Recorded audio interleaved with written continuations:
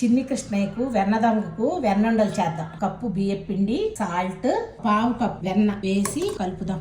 ఇలా ముద్దుకొచ్చేసింది. పచ్చిపాలు తీసుకొని ఇలా చిలకరిస్తా కలుపుకోండి. మెత్తగా తీసుకండి. సాఫ్ట్గా ఉండలు చేసేయండి. పిండి మీద మూత పెట్టుకోండి. చేసే ఉండల మీద కూడా మూత పెట్టుకోండి. నూనె కాగిందో లేదో ఒక చిన్న బాల్ వేద్దాం. చాలా మంది చెప్తూ ఉంటారమ్మా, మాకు రావట్లేదు ఎందుకని అని.